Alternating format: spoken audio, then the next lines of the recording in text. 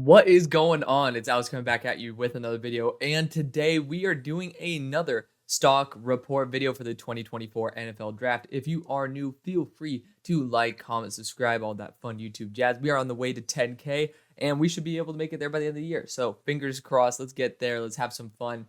Let's get right into this. This is based on a week number 8. So let's have some fun in here. And it's going to be a quick recap. Let's have a little bit of fun going over our stars of the week. Starting out with J.J. McCarthy, 6 big-time throws to 0 interceptions. That is going to be a big-time performance. Good job for J.J. Obviously, his one issue has been his weight. He was sub 200 last year. Now he's over 200, which is amazing. It's good to see that he's putting on weight and still able to perform at the level he does. He is a little bit thinner, obviously, like just over 200 pounds. Bryce Young was roughly 200 pounds, just to put that into context for someone who's like, they say he's 6 foot, but we all kind of know. Ain't nobody fooling. It's kind of like a beard when someone has a double chin. Like, nobody's fooled by that, my friend. So we all know that, 200 pounds is pretty light for a quarterback. Regardless, JJ's been performing very, very well. I would love to see him in a system where he's pretty much better Desmond Ridder to me. He has way more upside. I really like what JJ has to offer. I do feel like he'll probably be someone that a team trades up for at the end of the first round. Or in my situation, I got him most recently in this mock draft, so feel free to check that out, at pick 20 with the Falcons pick, because I think it's a great situation. So I think he's pretty much going to be what they have with Desmond Ridder, but can use wide receivers properly and actually has that big upside. I've been a fan of J.J. McCarthy. I know he's had the it factor and just needed a lot more polish and a little bit more consistency, and he's been doing that week after week, and it's great to see that he can have almost a flawless performance. Again, 6 big-time throws to 0 turnover-worthy plays. That's crucial. It's hard to do that. It is very difficult. If it were 6-2, I would still possibly put him as a star of the week because that is still admirable, but he has 0 turnover-worthy plays, and that still comes with the big-time throws. So it's not like he's being a wuss and not being able to put the ball in danger. He's putting the ball in danger, but he's making the plays.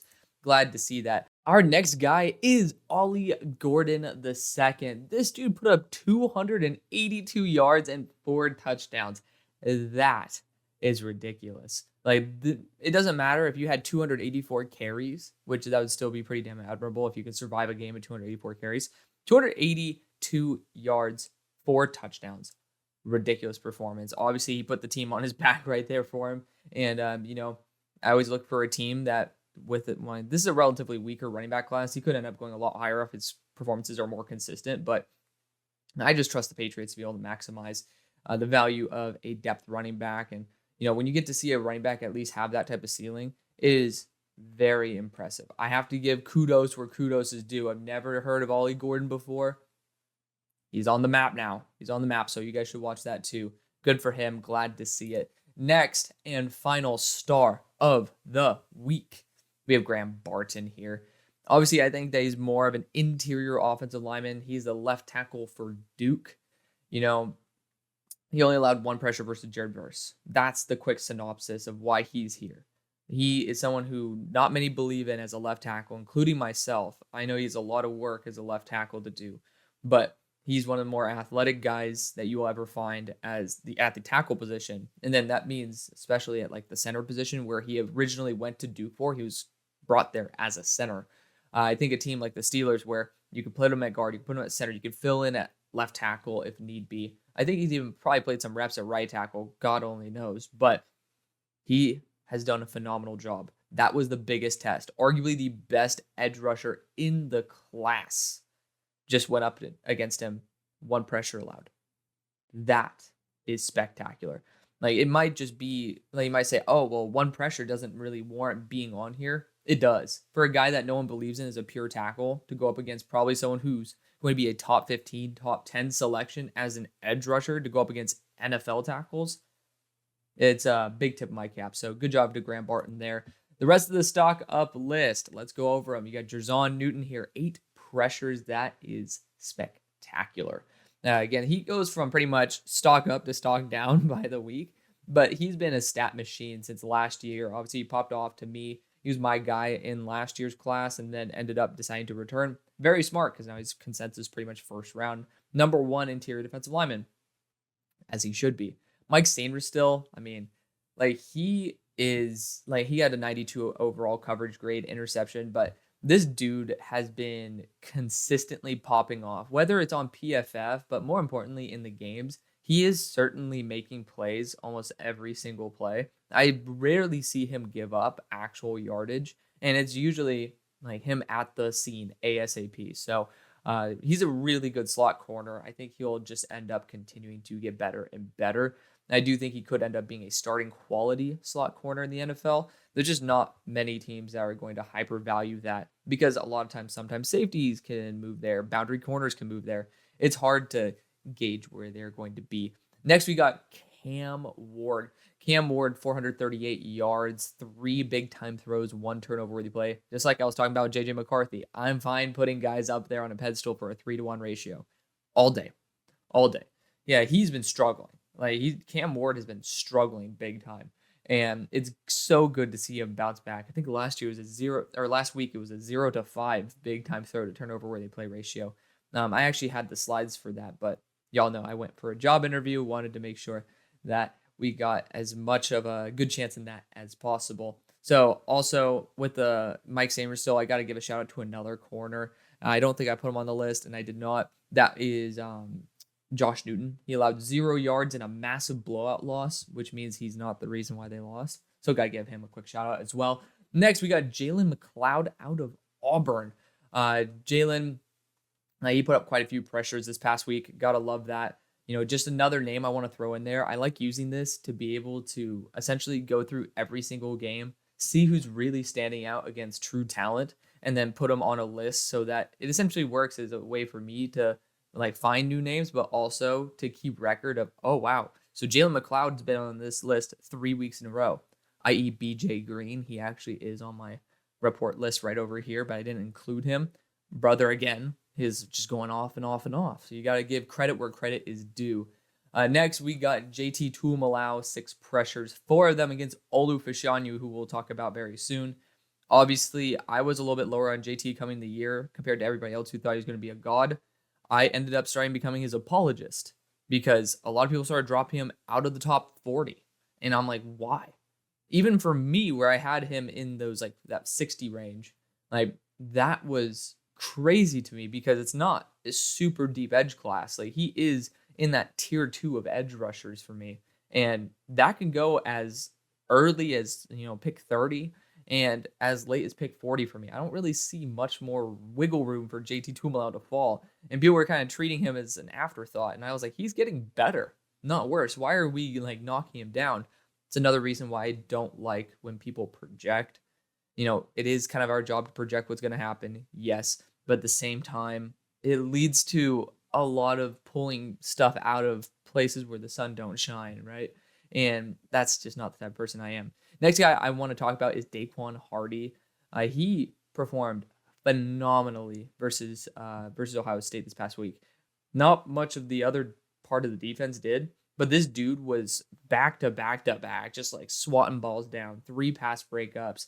That's awesome to see. And I've seen his name pop up a couple times. So, as a slot corner, naturally you're not going to be going against the best of the best talent. But when you go up against Ohio State, you are. And he stepped up to the plate. That is awesome. Bucky Irving was a massive addition in both the pass as well as the run game. He had a lot of big time games, kind of carried the Oregon on his back in that game. So good for him, 3 touchdowns, and just overall a really big contributor. Sion Vaki, I had to find a way to sneak him into this list. I think brother had 159 yards. No, that's Schrader. He had 150 yards and 2 touchdowns versus USC. He's kind of the main reason why they won. This dude put the Utah Utes on his back and did not disappoint. Cody Schrader, on the other hand, he had 159 yards, 2 touchdowns. This dude was going off this past week. Missouri has a great running back in him. This is the question is, are these guys really NFL caliber? They are really good college backs, but are they going to beat out the other really good college backs that have come out in the past years? That's where it's very tough to gauge where these guys are going to go. Consistency is key. That's why Bucky Irving is as high as he is. It's why he is pretty much a consensus top 5 running back for everybody. For me, I think he is number 2, and that's perfectly fine. But there's a lot of guys like Cody Schrader where maybe down the line you snipe him, and it's like a Tony Pollard situation where you get to have a really good player, potentially starter caliber, that gets slipped because people just didn't know how he'd fare versus the other running backs. Last guy I want to mention here, David Bailey out of Stanford. This guy's been going off week after week. It's good to see him start ramping up and getting a lot more pressures. He got 5 versus UCLA, and UCLA is a good team. They have really good offensive line talent, so it's good to see this guy pop up in my mentions week after week. Now let's go to the stock down, our dud of the week, Riley Leonard. I just got to put it this way. This brother had, unfortunately, as nice as it is, 69 yards. Yikes. 69 yards, got injured, but he actually got injured much later in the game, and he actually came back. 69 yards is, even though Duke was kind of in that game the whole time, it's not what it should be. And let's put it that way. Florida State, they should have won by a significantly larger margin. Again, 69 yards passing for this quarterback that is supposed to be a consensus early second round, late first quarterback. When quarterbacks like J.J. McCarthy are throwing 6 big-time throws and 0 interceptions, you got to at least do something, my guy. And J.J. didn't do that against no competition. Riley Leonard was it's not like Riley Leonard was going against 10,000 times harder competition. It is harder, but, I still think, I know that he got pressured out the wazoo. You got to put up more than 70 yards. Regardless, there's no excuse for that. Now we got the rest. Caleb Williams, got to talk about it. He had a fine performance, in my opinion, this past week. There were some slip-ups here and there. I think it's not as bad as when he played Notre Dame. There were just some big slip-ups there. But regardless, when I watch how Caleb Williams has been playing, he looks a little bit scared. And I think that based on these defensive systems, we've not seen that he is incapable of playing at the next level, but we've seen that he's human, and we've seen that he's not system proof. But just like PFF said, NFL Stock Exchange, they talk about this. They said, with Trevor Lawrence, we thought he, above all people, was system proof. Then we saw Urban Meyer come into the picture. So even the best quarterbacks, they have bad games. They have systems that don't fully work for them, even though it's hard to think that Lincoln Riley's system doesn't work for him, because that's the reason where he is right now. But I think the Lincoln Riley offense doesn't always adjust properly, and that's okay.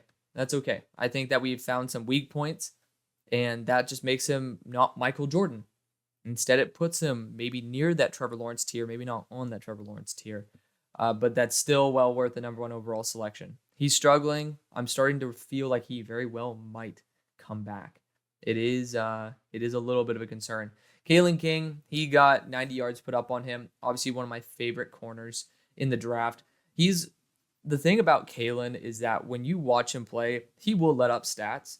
And I had the same thing with Tyson Campbell. He's always in a really solid position. He holds, absolutely. Everybody holds. You got to realize that every corner holds.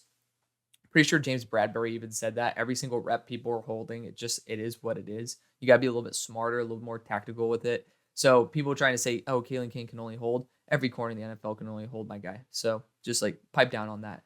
But when it comes to Kalen King, he's always in a really good situation. He's usually in a very solid spot, very close to the wide receiver. And, it's Marvin Harrison Jr. There's a reason why Marvin Harrison is number 2 on my board. He is the creme de la creme of wide receivers. Every corner is going to struggle against him, apart from the ones who are seasoned veterans against superstars. Kalen King, this is his first year being the true one. He was behind Joey Porter Jr. last year, and he got smoked last year by Marvin Harrison Jr. But the way he got smoked was better than any other corner that I had seen go up against Marvin Harrison Jr. So, there's just those little discrepancies that can make me a lot, even though it is a stock down week for Kalen King, I'm not knocking him down my board, because that's a game that you're supposed to lose. You're supposed to lose versus Marvin Harrison Jr. And we all just know Marvin Harrison Jr. is Marvin Harrison Jr. So next we got Brandon Coleman. He allowed 3 pressures this past week. I think he had sub 40 pass blocking grade. Not great for someone where some people were believing him as a day 2 prospect. He's got to be better than that. Olu Fashanu, you already talked about him earlier. 4 pressures allowed versus JT Tuimoloau. Most of that was based on his anchor failing. He got driven back a lot, and that was his big issue last year. A lot of times when guys get better with their mechanics, get better with their foundation, good, solid balance, you got a wide enough stance, most of the time that doesn't become a big issue. And it hasn't been a big issue so far this year until this game. And I think what we saw is that Olu's still really young. And when he started to fail, he didn't bounce back the way that you'd hope for a star tackle to. But again, I think he's 20 years old. He's younger than me, which is weird to say at this point. But Olu is still developing a lot. We just saw that maybe his anchor is going to be an Achilles heel for him. Maybe you need to start doing a lot more rollouts to the opposite side when you're going up against a Myles Garrett or a JT Tuimoloau. I know that's weird to mention them back to back, not even close to the same caliber, but still. For example, I'm thinking of pure power. You got Myles Garrett who could sit someone on their tush. Also, JT Tuimoloau kind of did that to Olu this past week. So, just you got to learn how to mitigate the issues. The talent in terms of the athleticism, the mirroring ability is ridiculous. And it's still well worth taking a top 5 selection on him. Just understand that, well, first off, keep an eye to see if this is going to be a repetitive issue over the year. Now our eyes are locked in on Olu being like, are you going to be the Olu we've seen or the Olu we just saw? That's the big question. Because if he does not learn how to handle his anchor a lot better, you're not going to last in the NFL. It doesn't matter how good of a talent you are. If you cannot hold your side of the pocket as a blind side tackle, you are useless. And that pains me as my number 6 player. You just have to be real with it. If you cannot handle power at all, there's going to be a discussion. So then we got KJ Jefferson, 97 yards interception. Obviously he was one of the guys that I didn't list in my original top 15 quarterback video. People didn't like that very much, but I never really thought of him as a great quarterback. He's serviceable as a college quarterback. He's a big dude. I don't think he has that great of an arm, but that's beside the point at this point. He's not performing the way he should. And I really had high hopes for Arkansas. It's weird because they have guys like Bo Braid, their right guard, and Bo Limmer. That's interesting. They both have the same name. But regardless, they have a really talented interior offensive line. Their tackles, suspect, but their running game and their passing attack, a little bit limited, even though they have good pieces on the lines. They don't have a bunch of bums out there. It's a weird to think about. Then we got Marshawn Lloyd and Trey Benson. Marshawn Lloyd, he was very efficient this past week. I think it was 11 touches for 87 yards. But regardless, he's had a big fumbling issue, and it's getting worse and worse. It's weird. It's weird because I was somebody saying Marshawn Lloyd could be a first-round pick. He's DeAndre Swift, and I still think he is. But he's DeAndre Swift with a big fumbling problem. And you got to secure the ball. Now, if I'm not mistaken, Jonathan Taylor had 6 fumbles his final year of college. It's not going to be the biggest issue in the world if you learn how to learn from it. But the big thing is that he's had fumbles in the past. He's having more fumbles now. You got to learn. You got to learn. And I'm hoping that he does. Trey Benson, another one of my favorite backs in college. He did not do too well either. 2.6 yards per carry this past week. Just, again, this running back class is starting to not look, perfect. And that's okay. But, we're not seeing first-round quality running backs play. We're not. There's not those super dominant ones. Jahmyr Gibbs, I didn't have as a first-round pick. But, we all knew Bijan was. It is what it is. Bijan was Bijan. And, he is just being Bijan. Now we got Michael Penix. He had 0 touchdowns and 2 interceptions. Not the best thing on planet Earth, even though it's just 1 turnover-worthy play. So it's 0-1. It's not that big of an issue for me. I'm not going to sit back and say, oh, well, I'm going to let it slide. But I'm also not going to go and say, this guy's a bomb. That's not the case. He's been phenomenal. He had a slip up. And, ASU's defense, they do snag 5 stars. They have veteran presence there. It's not out of the blue that this team could pose a threat to Washington out and be a big surprise. So I'm not overly shocked by it, but at the same time, it's still notable. He still should have been better, but 1 turnover-worthy play, 0 big-time throws. I was hoping, I don't really care too much about the turnover-worthy play. It's more like, why aren't you, with the receiving core that y'all have, being a little bit more explosive versus a defense that is inferior, even though it has talent, is inferior. Then we got Donovan Edwards. He's been essentially a null factor. He had 2.3 yards per carry, 0 missed tackles forced this past week. Just, I mean, you got to be better than that. You got to be better than that, especially when I put him in my top 10 running backs and not Braylon Allen. Like, to be fair, Braylon Allen's been up and down as well, but Donovan Edwards hasn't really been up. He's been kind of down for the majority of the year, which is very unfortunate. And then we got JJ Peggies. He's not even starting, so just got to put that out there. He's not performing poorly. It's just he lost his starting gig. He's listed not as a starter, but as playing. And, for me, coming into the year, hearing a lot of love for JJ Peggies, I thought his big issue was not his actual talent, but it was the fact that he's just too slow. And that's a big issue when you're playing against very fast offenses now, very quick offenses.